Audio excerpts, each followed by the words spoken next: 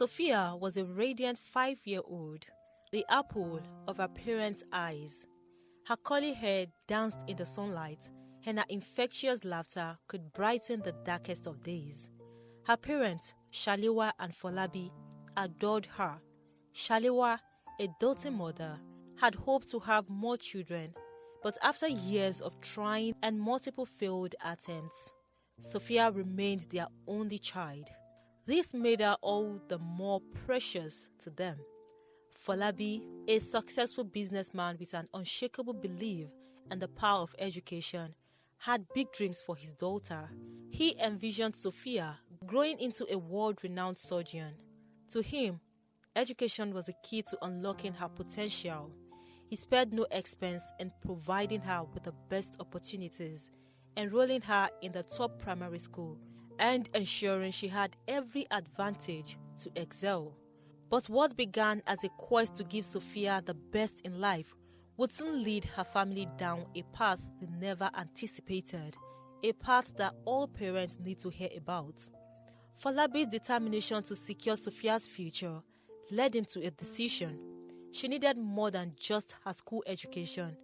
Extra lessons were essential to give her an edge, especially as he was adamant about instilling a strong academic foundation early on.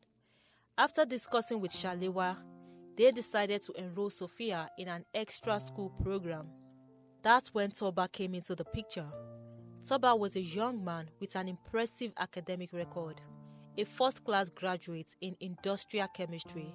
He had once dreamed of working in the oil sector, but his dreams never materialized. After years of struggling to find a job and watching his hopes fade, he decided to take another route, one that could cater to his talent for teaching and also bring him financial stability. He started an extra school lesson program targeting affluent families. He marketed it as a premium education service for children from wealthy backgrounds. The location of his lesson center was strategic, a quiet upscale neighborhood where he could easily attract his ideal clients. With time, his hard work paid off, and Toba's lesson became popular among well-to-do families in the city. When Folabi and Shalewa learned about Uncle T, as Toba was fondly called by the kids, they were impressed by his credentials and glowing recommendations. Confident in his ability to nurture Sophia's brilliance, they signed her up. From the very first day, Toba seemed to take a special interest in Sophia. Her charm and innocence drew people to her effortlessly, and Uncle T was no exception. He made sure she felt comfortable in the class, often giving her candies, biscuits, and some treats to make her happy. To Sophia, Uncle T was kind and fun. She would often come home smiling, recounting how Uncle T had praised her for solving a maths problem or shared a joke that made her giggle. To her parents, this was a sign that the lessons were effective, and they were relieved that their daughter had a teacher who genuinely cared about her progress. But what appeared as a harmless bond between a teacher and his student was something far more insidious.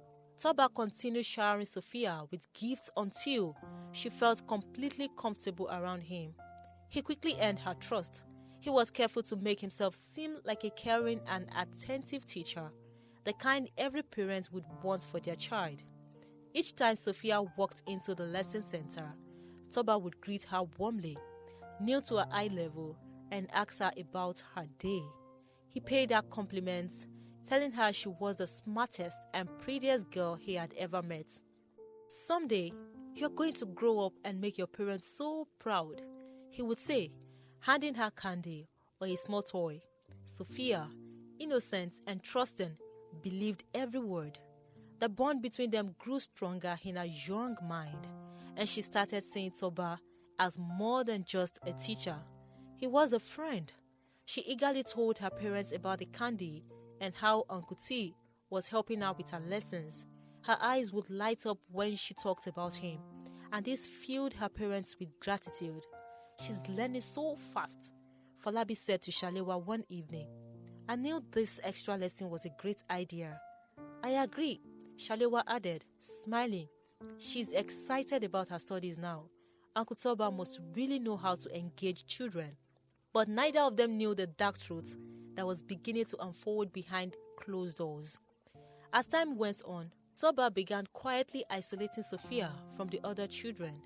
After each lesson, he would call her into his office to review her work, always under the guise of wanting her to excel. At first, he kept it professional, asking her questions about her assignments and helping her solve problems. But soon, his behavior began to change. He started making her sit on his lap while he explained things. He would touch her hair and hold her hands, telling her how special she was. "You're my favorite pupil," he would whisper. "I want you to stay close to me." Sophia didn't understand what was happening. She felt uncomfortable but didn't have the words to describe her feelings. She was only 5 years old, too young to comprehend that something was deeply wrong. Toba's touches grew bolder. He began moving his hands over her arms and back, then gradually down to places she didn't understand. She would squirm and try to pull away, but he would scold her sharply. "Be still," he would say, his voice cold. "I'm trying to help you learn." Her tears would well up, but she didn't dare cry aloud. When he was done, he would hand her another candy or toy, as though nothing had happened, and tell her not to tell anyone about their special lessons. Sophia became quieter at home. She no longer looked forward to the extra lessons, but she didn't know how to explain her feelings to her parents. Each time they asked about her day, she would mumble a short answer and retreat to her room. Shalewa began to notice a change almost immediately. Sophia, who had once been so full of life, now seemed withdrawn. She avoided eye contact, flinched when touched, and often clung to her mother without explanation. "Sophia, what's wrong?" Shalewa asked one evening as she brushed her daughter's hair. "You've been so quiet lately." "Nothing, Mama," Sophia whispered, her voice trembling. "Are you sure?" Shalewa pressed gently. "You know you can tell me anything, right?" Sophia hesitated, her tiny hands gripping the hem of her dress tightly. She wanted to speak, but Toba's voice echoed in her mind. "Don't tell anyone. It's our little secret." "Yes, Mama," she finally said, her voice barely audible. Shalewa wasn't convinced. She watched her daughter closely over the next few days, trying to piece together what could be bothering her. At first, she thought maybe Sophia was struggling with her schoolwork, but her grades were fine. Then she wondered if another child was bullying her at school, but Sophia didn't mention anything about her classmates. Shalewa's heart ached as she watched her daughter retreat further into herself. She decided to talk to her husband about it. "Folabi, I think something is wrong with Sophia," she said one night after dinner. Folabi looked up from his phone, frowning. "What do you mean?" "She's not herself. She's so quiet and she doesn't seem happy anymore. I've tried asking her what's wrong, but she wouldn't tell me." Folabi waved his hands dismissively. "She's just a child, Shalewa. Kids go through phases, you know. She'll be fine." "But what if it's more than that?" Shalewa insisted. "What if something is happening to her?" Folabi sighed. "You are overthinking this. She's probably just tired from all the lessons and schoolwork. Let her rest a bit, please, and she'll be back to her normal self." Shalewa wanted to believe him, but a nagging feeling in her chest told her otherwise. Something was wrong, and she needed to find out what it was. Shalewa couldn't ignore the nagging feeling in her chest. Something wasn't right with Sophia, and her husband's dismissal of her concerns only made her more determined. She decided to watch her daughter closely, paying attention to every small detail about her behavior. A few days later, during a casual visit from her close friend Fumi, Shalewa saw an opportunity to dig deeper. Fumi's son, Dami, also attended Uncle Toba's lesson. The children were playing in Sophia's room, while the two women chatted in the living room. Shalewa, after some light conversation, leaned in closer to her friend. "Fumi, how is Dami doing with his lessons? Does he enjoy them?" Oh yes, he's doing great, Fumi said with a smile. In fact, I have noticed an improvement in his grades. He really likes Uncle Toba. He says he's very patient and kind. Shalewa hesitated for a moment, unsure of how to phrase her next question. Has Dami ever mentioned anything strange about the lessons? Or about the way Uncle Toba treats the kids? Fumi frowned slightly, caught off guard. Strange? No, I don't think so. Why? Has something happened to Sophia? Shalewa bit her lip, unsure of how much to share. I don't know, Fumi. She's been so withdrawn lately and I feel like something is bothering her. I thought maybe Dami might have noticed something. Fumi looked concerned. I can ask him if you want. Shalewa shook her head.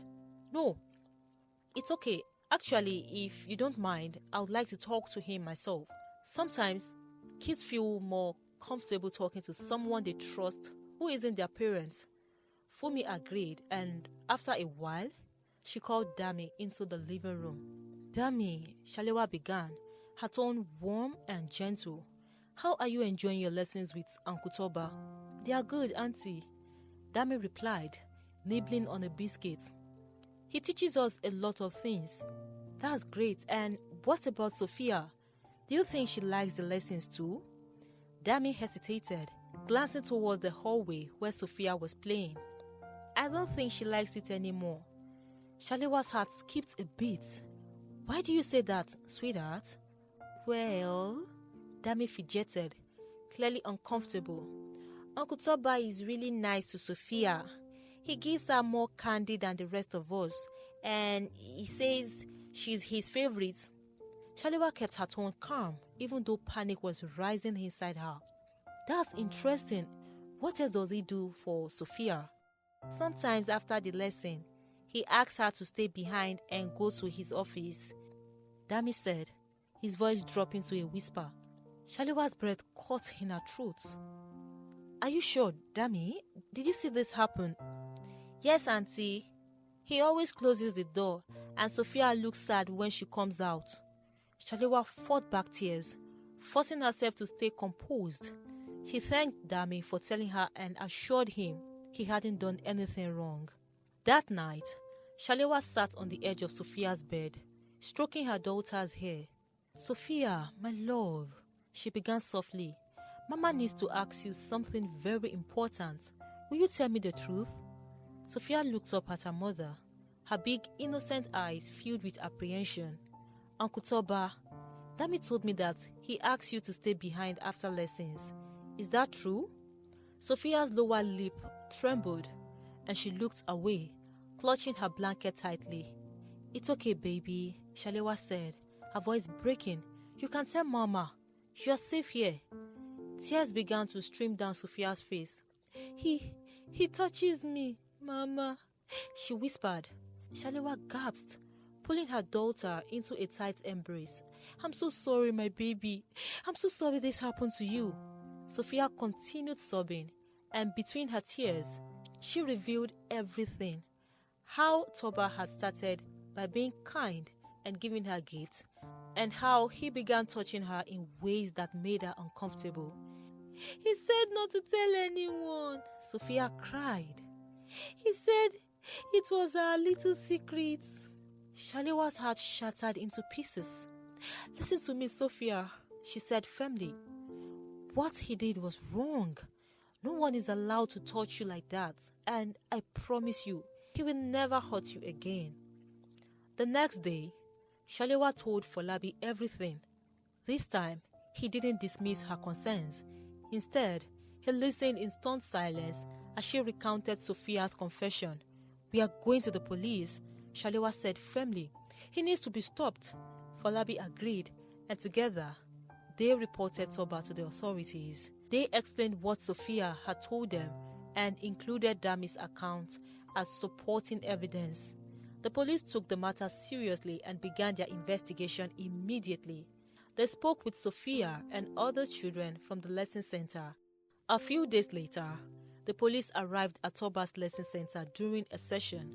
Parents and children watched in shock as officers escorted him out in handcuffs. What's going on?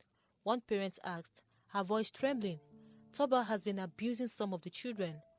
An officer explained carefully, if you have any concerns about your child, please come to the station to speak with us. The news spread quickly, and soon, the entire community was talking about the predator who had been hiding in plain sight. During Toba's trial, Sophia bravely testified with the help of a child advocate. Her testimony, along with those of other children, painted a chilling picture of his manipulation and abuse. The evidence was overwhelming, and Toba showed no remorse. The judge handed down a lengthy prison sentence, ensuring he would never harm another child again. After Toba's arrest, Shalewa and Folabi focused on helping Sophia heal. They enrolled her in therapy, where she began to process her trauma and rebuild her confidence. Shalewa also became an advocate for children protection, speaking at community events and sharing her story to encourage other parents to trust their instincts and take action when something feels wrong. Sophia, surrounded by love and support, slowly regained her happiness. Though the scars of the experience remained, she grew stronger each day, knowing she had a family who would always protect her. And Shalewa, while heartbroken by what had happened, took comfort in knowing she had done everything in her power to save her daughter and to ensure no other child would suffer at Toba's hands again. If you enjoyed this story, you will definitely love the next one. Click to watch it now. I'll see you in the next video. Thanks for always watching. Goodbye.